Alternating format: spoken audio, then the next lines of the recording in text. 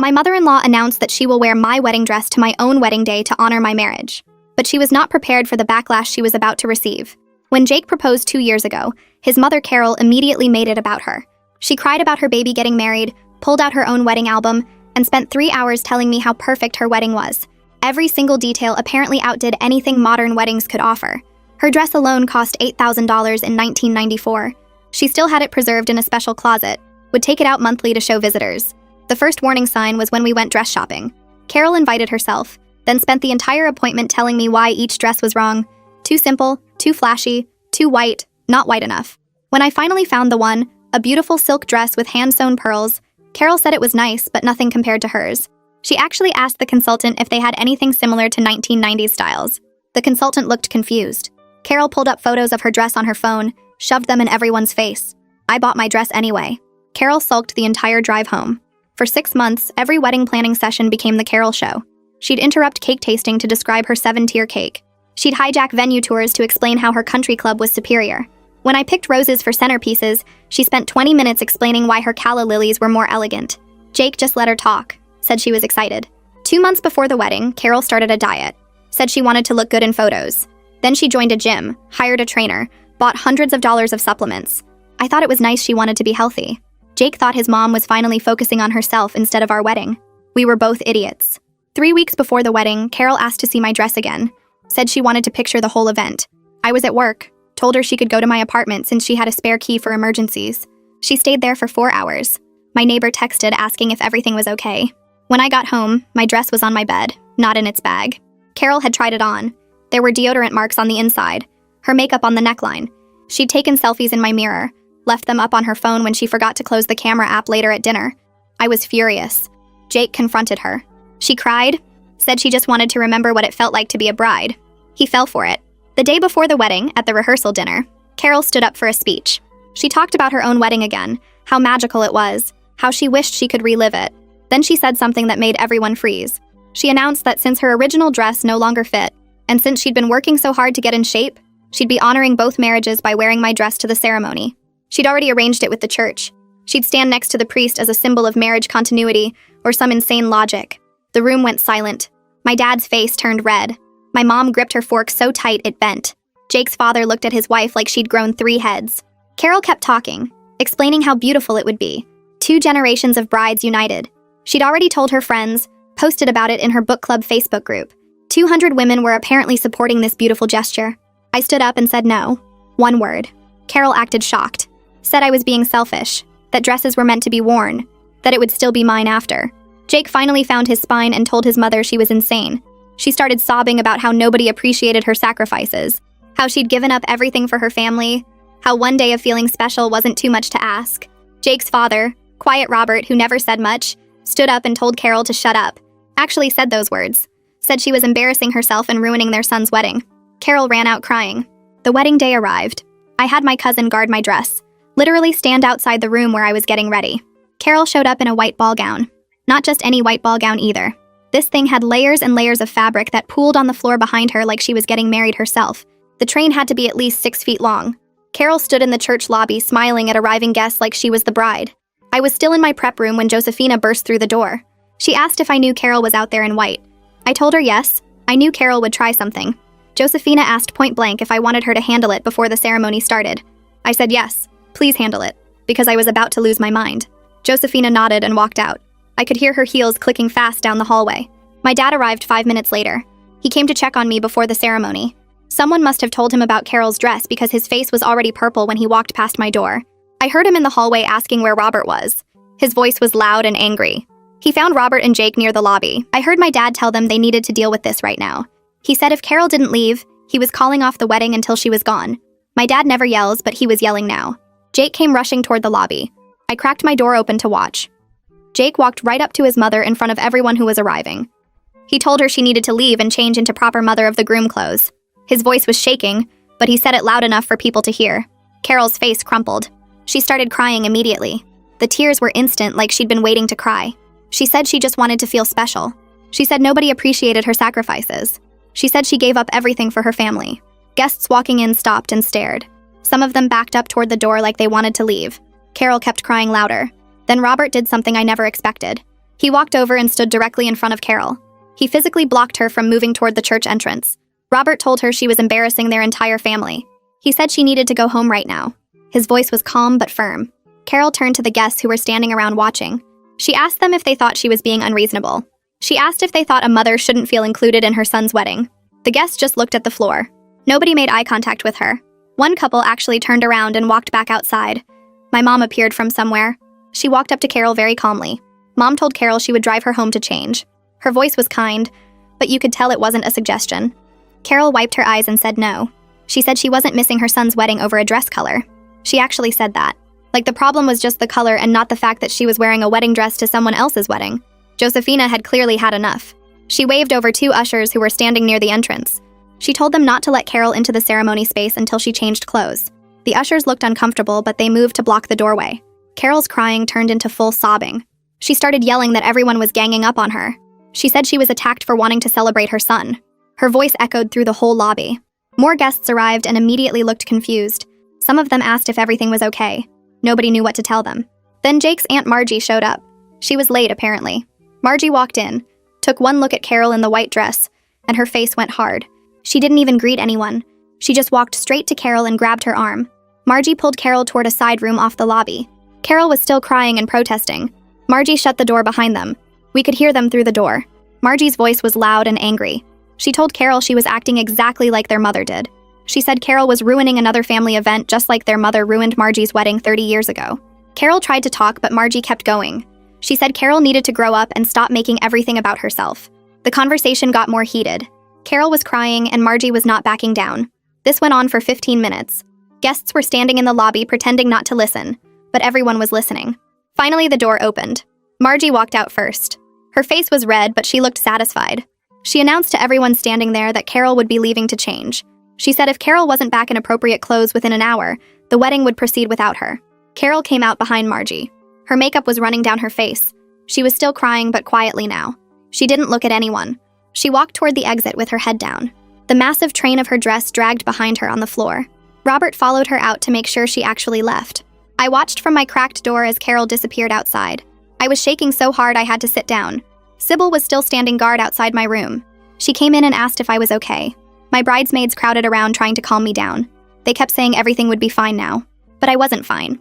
My wedding day was starting with family drama instead of joy. I was supposed to be happy and excited. Instead, I was angry and stressed.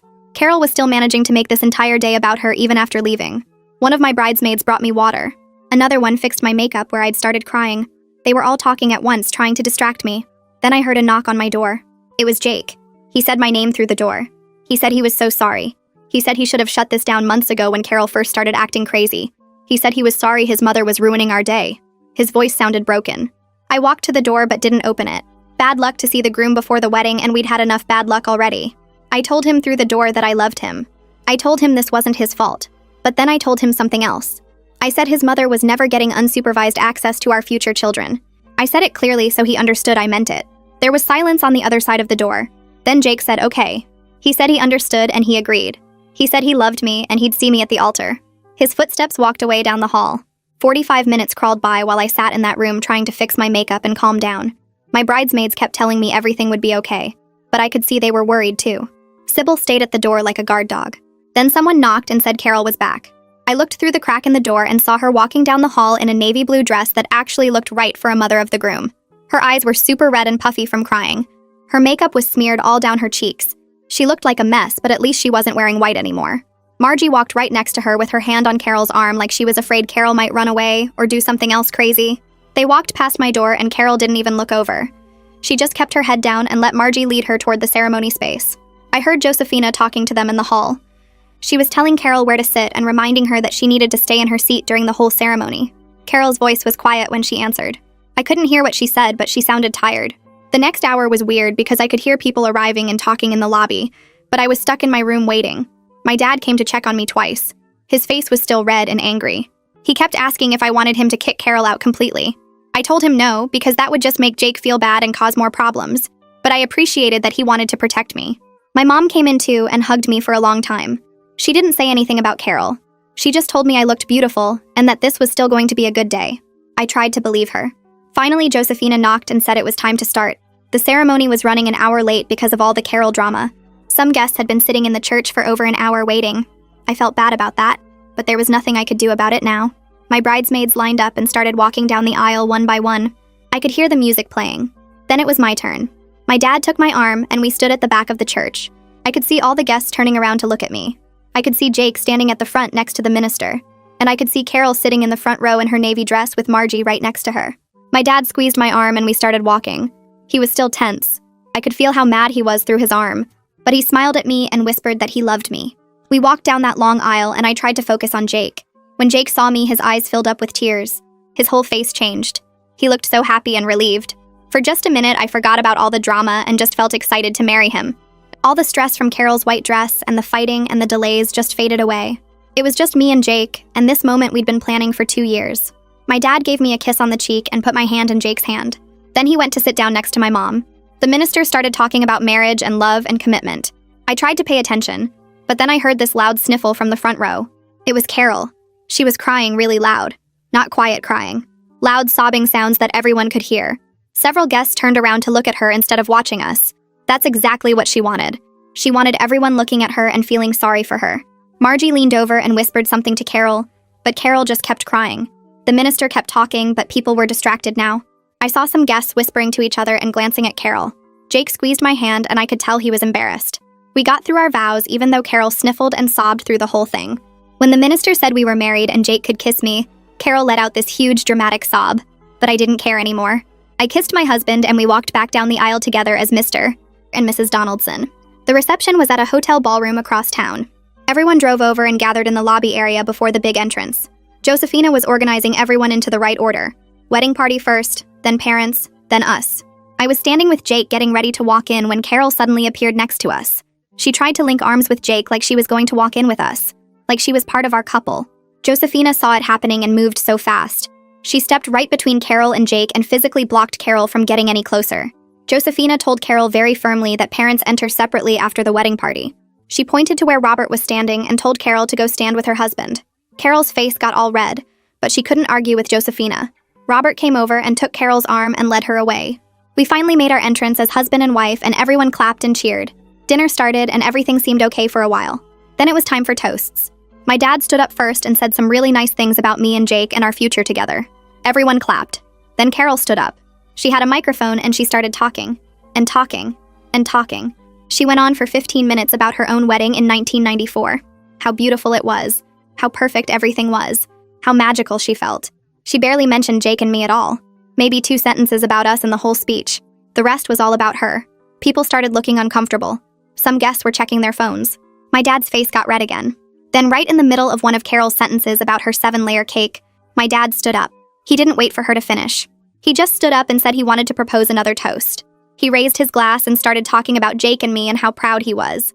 Carol stopped talking and sat down. She looked shocked that someone interrupted her, but everyone else looked relieved. They all raised their glasses and cheered for my dad's toast. After dinner, the DJ announced it was time for our first dance as husband and wife. Jake stood up and reached for my hand. But before we could get to the dance floor, Carol grabbed Jake's other arm. She tried to pull him toward the floor like they were going to dance. She said something about the mother-son dance. The DJ said no, first dance is for bride and groom only. Mother-son dance comes later. Jake pulled his arm away from his mom and told her no. He said it firmly. He took my hand and led me to the middle of the floor. Carol was left standing there by herself looking stupid. Everyone saw it. We danced to our song and it was perfect. Later, my mom found me near the bathroom. She pulled me aside and her face looked serious. She told me she'd just been in the bathroom and heard Carol talking to her friends. Carol was saying that my dress was nice, but nothing compared to what she wore in 1994. She was still comparing, still trying to make everything about her, even after everything that happened. I felt something change inside me right then. I decided that Carol was getting almost no contact with us going forward. Maybe we'd see her at holidays with other family around. But no more weekly dinners, no more random drop-ins, no more letting her take over our lives. When it was time to cut the cake, the photographer set up the shot. Just Jake and me with the cake. But Carol pushed her way to the front. She squeezed in right next to us. The photographer tried to ask her to step back, but Carol pretended not to hear. She smiled big for every photo. Her face is right there next to ours in half the pictures.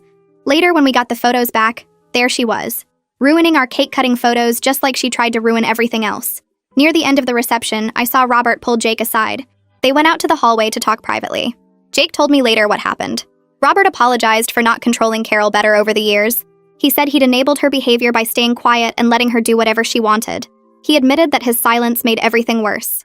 Jake told his father that they both needed to do better going forward, that they needed to set boundaries with Carol and actually enforce them. Robert agreed. He said he was going to start standing up to Carol more, that he was tired of her making everything about herself. It was the longest conversation Jake had ever had with his father about real stuff. The reception ended and we left for our hotel. Carol tried to follow us out to say goodbye, but we were already in the car. We drove away and I felt this huge relief wash over me. We were married. Despite everything Carol did to try to ruin it, we were married. Jake held my hand in the car and told me he was sorry again. I told him to stop apologizing. His mother's behavior wasn't his fault, but I also told him that things had to change. We couldn't keep letting her control everything. He agreed. He said he'd been thinking the same thing. We checked into our hotel suite and finally we were alone. Just us. No Carol, no drama, just me and my husband starting our life together. I barely had time to catch my breath before Margie found me near the gift table. She pulled me aside and her face looked serious. She told me we needed to talk about Carol. I felt my stomach drop because I thought something else had happened. But Margie just wanted to warn me. She said Carol had always been like this, intensely jealous of other women having special moments. Margie told me about her own wedding 30 years ago. Carol had shown up in a cream-colored dress that looked white in photos. She'd tried to stand in the family photos like she was part of the wedding party. She'd given a toast that was really about her own marriage. Margie said she'd spent 3 decades watching Carol sabotage or hijack every family milestone. Graduations, anniversaries, baby showers. Carol always found a way to make it about her. Margie squeezed my hand and told me to keep strong boundaries. She said Carol would never change and I needed to protect my marriage from the start. I thanked her and felt this mix of validation and sadness. Validation because it wasn't just me seeing this behavior. Sadness because Jake had grown up with this and thought it was normal. A few minutes later, I headed toward the bathroom. Carol appeared out of nowhere and blocked my path. Her eyes were red and puffy from crying. She grabbed my hands before I could pull away. She started apologizing in this tearful voice, said she just wanted to feel included in the wedding planning, that she felt pushed aside and ignored for months. I pulled my hands back and looked at her directly. I told her there was a big difference between inclusion and domination, that she'd crossed that line months ago when she tried on my dress without permission, when she announced she'd wear it to my wedding. Requested Reds is on Spotify now. Check out link in the description or comments. When she showed up today in a white ball gown, Carol's face crumpled and she started to say something, but I walked past her into the bathroom. I was done having this conversation, done explaining basic boundaries to a grown woman. When I came back out, Jake's college friends were standing near the bar. I could hear them laughing and making jokes. One of them said something about the white dress attempt. Another one made a comment about mother of the groom gone wild. They were loud enough that other guests could hear. I saw Carol standing about 20 feet away. Her face went red and tears started rolling down her cheeks again. She looked around like she was searching for support, but people just looked away or pretended not to notice. Robert walked over to Carol and took her arm. He led her toward the exit doors. I watched them go outside together. Through the glass, I could see Robert talking and Carol crying. His face looked stern. His hands were moving as he spoke. This was the most active parenting I'd ever seen him do. They stayed outside for almost 20 minutes. My bridesmaids noticed what was happening. They formed this protective circle around me for the rest of the reception. Whenever Carol came near, one of them would intercept. Sybil was especially good at it. She'd step right in front of Carol and start talking about something random, or she'd steer me in a different direction. She told me later that she'd been waiting months to play bouncer, that watching Carol try on my dress without permission had made her furious. The photographer started setting up for the bouquet toss. All the single women gathered on the dance floor, but Carol pushed her way into the group. She was married, had been married for 30 years, but there she was, shoving between 20-year-olds trying to catch the bouquet. My maid of honor saw what was happening. When I threw the bouquet, she lunged forward and batted it hard to the left, away from where Carol was standing. A teenage cousin caught it instead. Carol's face showed she knew exactly what had happened. The photographer pulled me aside while people were dancing. He spoke quietly and looked uncomfortable. He said he'd noticed Carol inserting herself into a lot of photos, pushing into shots that should just be me and Jake. He offered to Photoshop her out of the pictures where she didn't belong. I was so tempted to say yes, to erase her from our wedding photos completely, but I told him no. I wanted to keep the pictures as they were, as evidence of what we'd dealt with, as a reminder of why we needed strong boundaries going forward. As the reception started winding down, Carol made one last attempt at attention. She walked up to the DJ booth and tried to request the microphone. She wanted to give another speech about marriage advice. The DJ looked at me and I shook my head. He pretended not to hear Carol's request. He started playing our exit song instead. Carol stood there looking confused and hurt, but the song was playing and everyone was cheering. Jake and I grabbed our things and headed for the door. I'd checked earlier and Carol was in the bathroom. We deliberately left while she was gone. No goodbye scene, No final hug. No last-minute drama. We just slipped out and got in the car. My phone buzzed 20 minutes later. A text from Margie saying Carol came out of the bathroom and cried about being excluded from our departure. I turned my phone off. We got to the honeymoon suite and finally locked the door. Just us. No family. No Carol. Jake sat on the bed and put his head in his hands. I sat next to him and we had the most serious conversation of our relationship. I told him we needed real boundaries with his mother going forward. Not suggestions, not requests. Actual enforced boundaries. He agreed immediately. Said he'd been thinking the same thing all day. I told him I wanted him to go to therapy, to learn how to handle his mother's manipulation, to protect our marriage from her constant interference. He pulled out his phone right then and started searching for therapists. He said he'd make an appointment as soon as we got back from the honeymoon. We talked for 2 hours about what boundaries looked like. Limited phone calls, no unannounced visits, no involvement in our major decisions, consequences when she crossed lines. Jake agreed to all of it, said he should have done this years ago. We finally went to sleep around 2 in the morning. Exhausted, but relieved to have a plan. The next morning, I woke up first. Jake's phone was on the nightstand, and I could see the screen lighting up over and over. 17 text messages from Carol. I woke Jake up and showed him. He read through them with this tired expression. They were all variations of the same thing. Why did we leave without saying goodbye? How hurt she felt. How she just wanted to be part of our special day. How we were being cruel and unfair. Jake turned off his phone completely. He looked at me and said we were starting our honeymoon right now. No more Carol. No more drama. Just us focusing on our marriage. We ordered room service for breakfast and didn't turn our phones back on for 3 days. On day 4 of the honeymoon, we turned our phones back on. Mine buzzed non-stop for 5 minutes straight. Jake's did the same thing. We looked at each other and knew it was Carol before we even checked. She'd sent 43 messages over 3 days. The first few were asking why we weren't responding. Then they got angry about being ignored on our special time. Then they turned into long paragraphs about how hurt she felt after the wedding. How everyone ganged up on her. How she was just trying to be part of our celebration. How the white dress was a genuine mistake and she'd changed right away. She rewrote the whole wedding day in her messages. Made herself the victim. Made us the cruel ones who embarrassed her in front of everyone. Jake read through them with his jaw tight. I watched him scroll and scroll. Finally, he started typing. His message was short and clear. He told her the behavior at the wedding was unacceptable. That she'd tried to wear my actual wedding dress and when that failed, showed up in white anyway. That we needed space and time to start our marriage without her constant interference. That there would be serious consequences if she continued to disrespect our boundaries. He hit send and turned his phone face down on the table. We spent the rest of our honeymoon actually enjoying ourselves. Swimming in the ocean, eating at local restaurants, walking on the beach at sunset. No phones, no Carol, no drama. Just us being married and happy. But I knew it wouldn't last. We flew home 6 days later, exhausted but relaxed. Our apartment felt different somehow. Like we were different people returning to our old life. I unpacked while Jake checked the mail. He came back inside holding a stack of wedding cards. We sat on the couch opening them together. Sweet messages from friends and family, gift cards, checks, normal wedding stuff. Then Jake pulled out his laptop to check something. He froze, staring at the screen. I asked what was wrong. He turned the laptop toward me. Carol had posted wedding photos all over Facebook, but not the real story.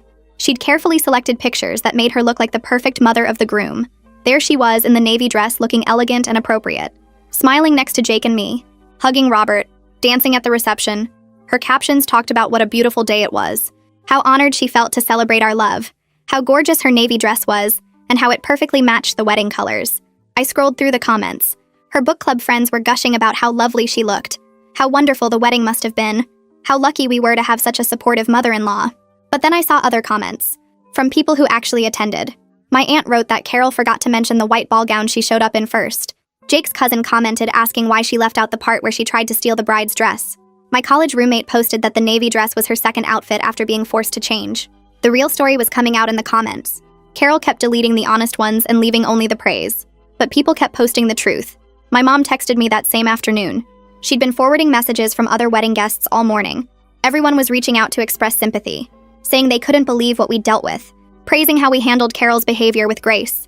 Several people shared their own nightmare mother-in-law stories. My mom's best friend wrote 3 paragraphs about her own wedding 40 years ago. Apparently her mother-in-law showed up drunk and hit on the best man. My dad's sister told a story about her mother-in-law announcing a pregnancy at the reception to steal attention. Reading these messages made me feel less alone. Like we weren't crazy for thinking Carol's behavior was insane. Jake scheduled a therapy appointment the next day. He found a counselor who specialized in family dynamics and narcissistic personality patterns. His first session was in 2 weeks. I told him I was proud of him for taking this step. He said he should have done it years ago. that he'd been enabling his mother's behavior his whole life, that he didn't want to bring that pattern into our marriage. I promised to support him through the process. 2 weeks after the wedding, my phone rang while I was at work. Carol's name appeared on the screen. I let it go to voicemail. She left a long message demanding to come over and see our wedding gifts. Said she wanted to help us organize everything. I texted Jake about it immediately. He called her back during his lunch break, told her no, explained we needed space right now to establish our marriage without her interference. Carol argued that she was just trying to be helpful, that mothers are supposed to help with these things. Jake held firm, said we'd reach out when we were ready for visitors. She hung up on him. 3 days later, someone knocked on our apartment door at 9 in the morning on a Saturday. I was still in pajamas drinking coffee. Jake was in the shower. I looked through the peephole and saw Carol standing there holding a casserole dish. I didn't open the door. I texted Jake that his mother was outside. He came out dripping wet with a towel wrapped around his waist, walked right to the door and opened it partway. Carol started talking immediately about how she was just in the neighborhood, thought she'd drop off some food, maybe come in for a quick visit. Jake blocked the doorway with his body, told her she needed to respect our boundaries and call before visiting. That showing up unannounced wasn't acceptable anymore. Carol's face crumpled like she might cry. She pushed the casserole dish toward him. Jake took it but didn't invite her in. Told her we'd talk to her soon and closed the door. I heard her standing outside for a full minute before she finally left. Robert called Jake privately that evening. I could only hear Jake's side of the conversation, but I got the idea. Robert was saying he was proud of how Jake was handling the situation, that he wished he'd set boundaries with Carol decades ago instead of just staying quiet, that he was considering his own therapy to address years of avoiding conflict. Jake's face softened while they talked. He told his dad that it wasn't too late to make changes, that therapy could help both of them. They talked for over an hour, the longest conversation they'd had in years, according to Jake. The next morning, Carol sent a long email. I read it over Jake's shoulder while we ate breakfast. She apologized for her behavior at the wedding, said she'd been caught up in the excitement and made poor choices, promised to respect our boundaries going forward. The apology felt somewhat real, like she actually understood she'd crossed lines. But then Jake's phone rang. It was Margie. She warned us that Carol had made similar promises before after other family incidents, that she'd behave for a few weeks, then slowly slide back into old patterns, that we needed to stay firm with consequences no matter how good her apologies sounded. We thanked Margie for the warning, decided to give Carol a chance but stay alert. 1 month after the wedding, we agreed to have dinner with Jake's parents. We set clear ground rules beforehand. No discussion of the wedding drama. No criticism of our life choices. No surprise announcements or demands. We met at a neutral restaurant. Carol arrived wearing a nice dress and makeup. She hugged us both carefully. Didn't squeeze too tight or hold on too long. Dinner went mostly okay. Carol asked about our jobs and our apartment. Listened to our answers without interrupting. But she couldn't help herself completely. When we mentioned our honeymoon resort, she had to explain how her honeymoon resort in 1994 was more elegant. When I described our wedding cake, she mentioned again how her 7-tier cake was more impressive. When Jake talked about our first dance song, she said her wedding band was more talented than our DJ. Robert kept shooting her warning looks. Jake would pause and take a breath each time she did it. I just ate my food and let it roll off. She was trying. Sort of.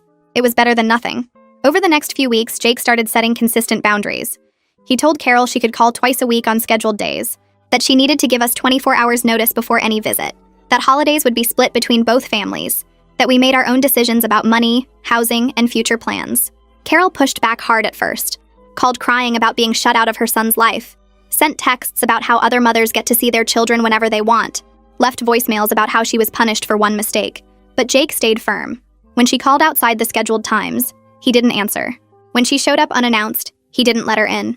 When she guilt-tripped him, he reminded her of the consequences they'd discussed. Slowly, painfully, she started to comply. The calls came on the right days.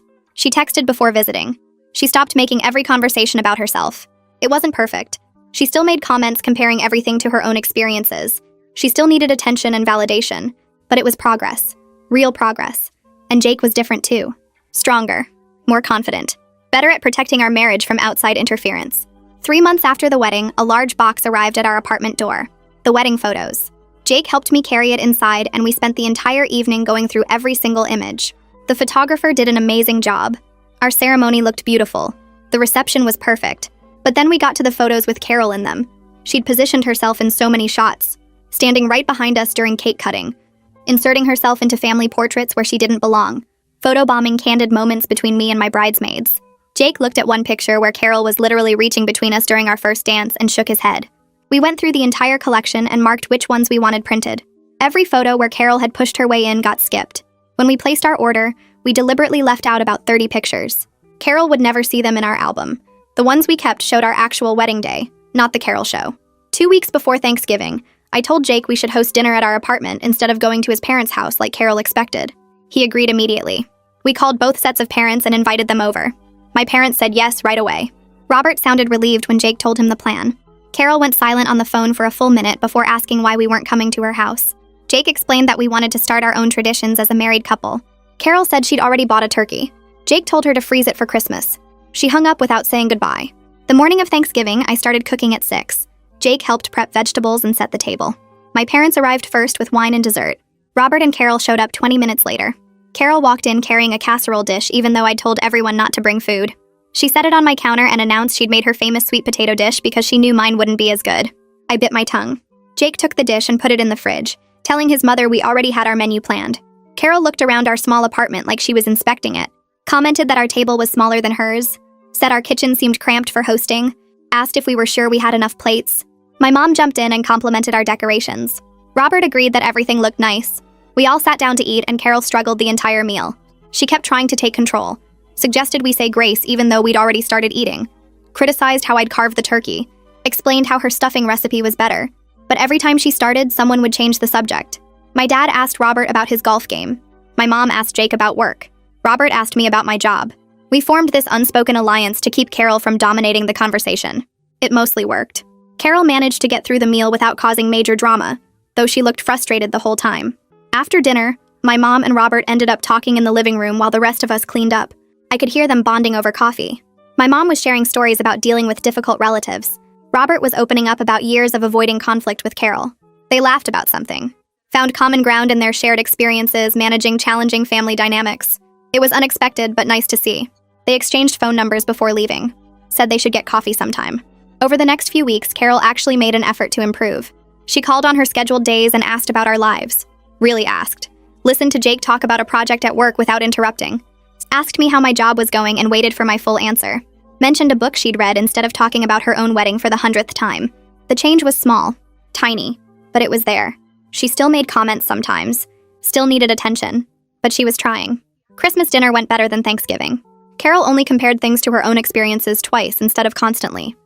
She complimented my cooking without adding a criticism. She asked my mom for her recipe instead of insisting her own was superior. Real progress. In January, Jake completed his 6th month of therapy. He came home from his session looking lighter, more confident. He told me his therapist said he'd made major improvements in recognizing manipulation patterns, that he was much better at setting boundaries. I'd seen the changes myself. When Carol called outside scheduled times, he didn't answer. When she tried guilt trips, he shut them down immediately. When she pushed for more access to our lives, he reminded her of our rules. Our marriage was stronger because he'd learned to prioritize us over his mother's demands. He wasn't enabling her narcissism anymore. In February, we started looking at houses online. We'd saved enough for a down payment and wanted more space. The second Carol found out, she called with a list of neighborhoods we should consider. She knew a realtor we should use. She had opinions about square footage and school districts even though we didn't have kids. Jake cut her off mid-sentence. Told her firmly that we'd handle the house search ourselves and share updates when we were ready. Carol sputtered about just trying to help. Jake said we didn't need her help with this decision. She went quiet, said okay, in a small voice, actually backed off. 3 weeks later, we found our perfect house. A small 2-bedroom with a fenced yard and updated kitchen. We made an offer and it got accepted. Instead of calling Carol first or separately, we invited both sets of parents to dinner at the same time. Told them together about the house. Showed them photos on my laptop. Carol's face fell when she realized she wasn't getting special treatment or advance notice. But she recovered quickly. Said congratulations. Told us the house looked lovely. Asked appropriate questions about closing dates and moving plans. My mom hugged us. My dad shook Jake's hand. Robert looked proud. Carol looked disappointed but behaved appropriately. No drama. No making it about herself. Just normal parent reactions. We closed on the house in April and spent 2 months fixing it up before moving in. Painted walls, refinished floors, updated light fixtures, made it ours. In June, 6 months after our wedding, we threw a housewarming party. Invited both families and close friends. Carol showed up in a nice dress with a plant as a gift. She walked through our house and actually complimented my decorating choices. Said she loved the paint colors I'd picked. Told me the furniture arrangement worked well. Didn't compare anything to her own home. Not once. Margie pulled me aside in the kitchen and whispered that this was real progress. That Carol was genuinely trying to change her behavior. That the boundaries we'd set were working. I watched Carol chatting with my mom in the living room, laughing at something, being normal, It felt surreal after everything that had happened, but it was real. A year after our wedding, Jake and I sat on our back porch looking at the yard we'd planted together. We talked about how crazy the wedding drama had been, how Carol's behavior had forced us to establish boundaries right from the start of our marriage, how that early conflict had actually made us stronger as a couple. Carol was far from perfect. She still needed attention sometimes, still made everything about herself occasionally, but she was learning to respect our independence, learning that we were a team and she couldn't control us. The therapy had helped Jake recognize her patterns. The consequences had taught her we were serious about boundaries. Our relationship with her was healthier now because we'd stood firm. We were genuinely happy in our new home, had clear rules with both families. Jake's relationship with his mother was better now that he wasn't enabling her narcissism. Our marriage was strong. We'd handled the wedding disaster and come out stronger. We were ready for whatever challenges came next, knowing we could handle them together. That's how it went for me. But what about you? Drop your thoughts in the comments. I'll be checking through them later.